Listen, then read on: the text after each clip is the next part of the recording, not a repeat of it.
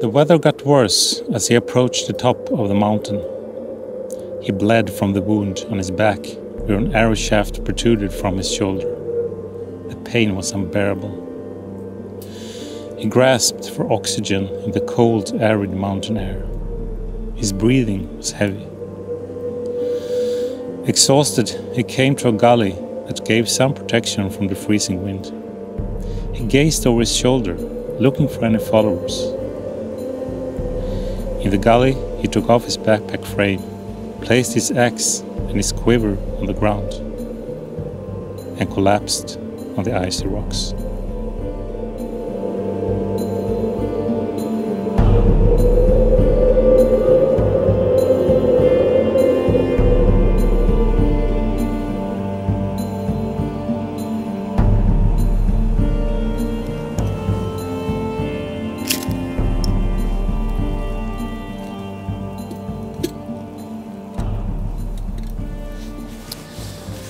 Hi there, and welcome to Campsite Sweden.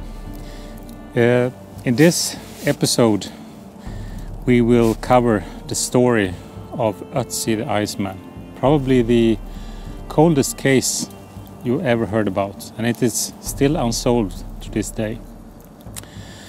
And if you're not yet a subscriber here, please subscribe if you want. This is a story of Ötzi the Iceman. September 19th, 1991.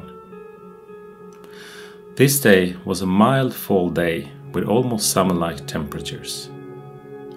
The couple and experienced mountaineers Erika and Helmut Simon began their final part of their hike in the Ötztal Alps, from Finlandspitze to the Similian hut. They were still high up in the mountains at 3,210 meters when they decided to veer off the traditional path. As they descended into a shallow depression in the landscape, they saw something that stood out from the surroundings. Upon closer inspection, it looked like a doll encased in the ice, only shoulders and a head sticking up. They took a photo of it and sat down beneath it.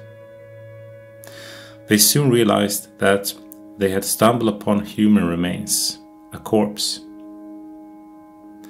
On the way down, they discussed their find. Had they discovered a deceased mountain climber or hiker that had an accident? Or was this a murder scene? Little did they know that what they had discovered would turn out to be one of the most important archaeological finds of the 20th century.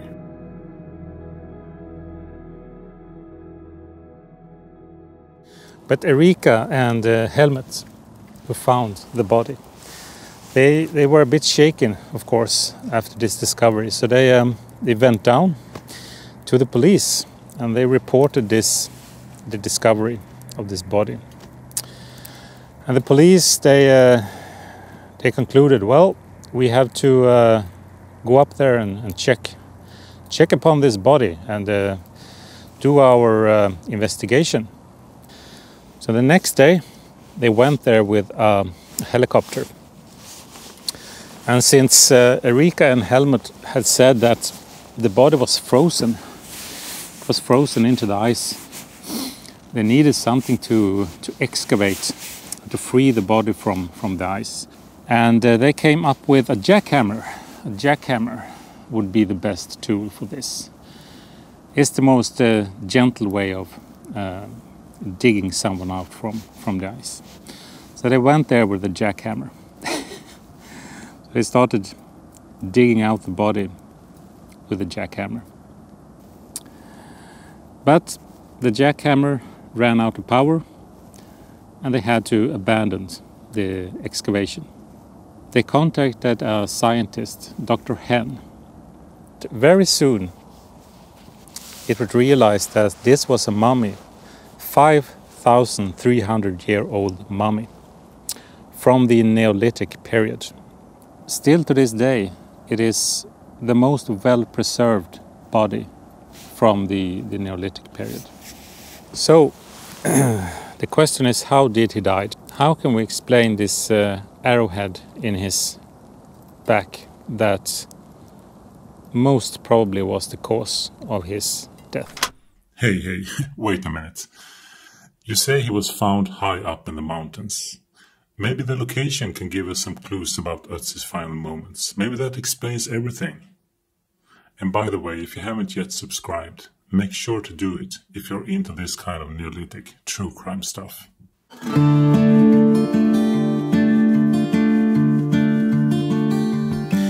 Now, there are some things about this case that makes this even more interesting. And that includes the site where Ötzi was found. You see the red dot here on the screen. That's the exact location where the body was discovered. It's almost at the border between Italy and Austria, in the Ötztal Alps. This is a mountainous region. It is generally high altitudes and high elevations, high peaks, with an alpine climate. We can make 3 observations. Observation number 1 is the altitude. You can see here that he was found very close to the highest peaks here, and along a ridge between 2 peaks. That means that he must have climbed with all his heavy gear at least 2,000 meters up the mountains. Observation number 2 is that there are 2 ways here, the North Valley and the South Valley, down to this lake here. So he probably came either from the North Valley or from the South Valley. There is one possibility that he came along this ridge where he was found. You can see the ridge here, but on each side the ridge ends on high peaks with very steep slopes, so that's not very probable. Observation number 3 are the steep slopes on each side of this ridge. You can see especially the southern slope is very, very steep, and also the northern slope.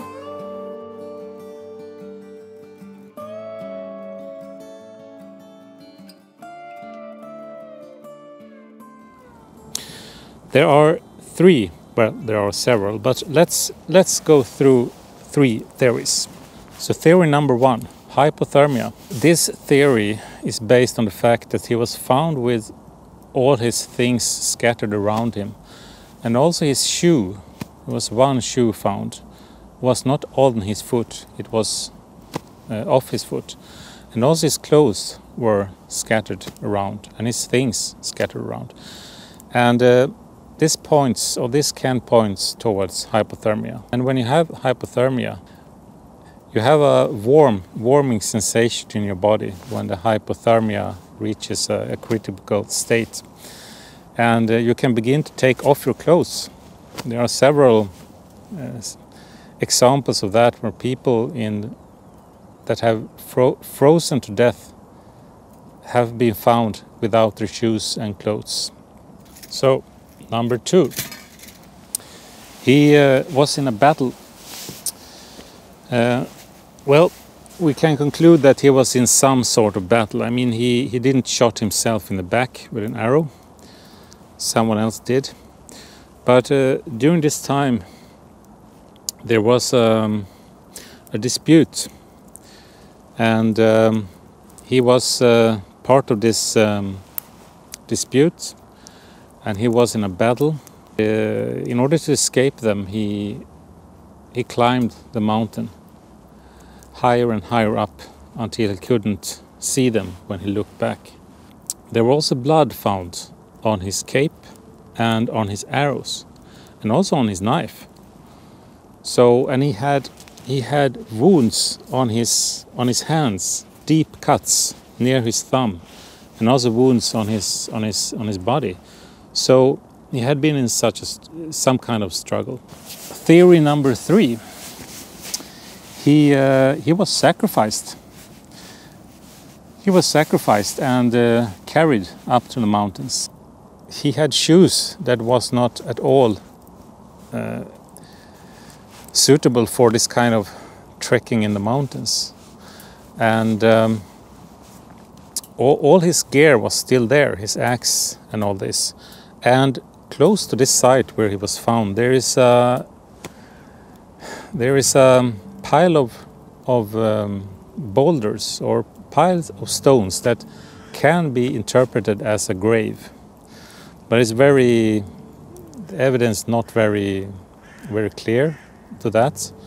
But maybe in the future, when the glaciers melts a bit more, maybe more evidence will be revealed.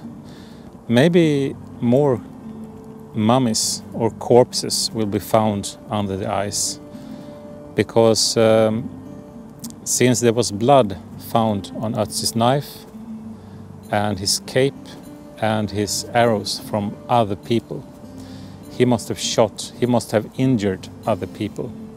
So maybe today there are some mummies still lying under the ice that will be revealed in the future, and that will put an end to the discussion about his death.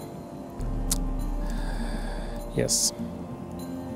So that pretty much concludes this story today, and I think it's Ötzi story. It's such a fascinating one. It raises so much questions, you know. The arrow, what was he doing? What was he doing up there? Why so high up in the mountains? Why was he shot?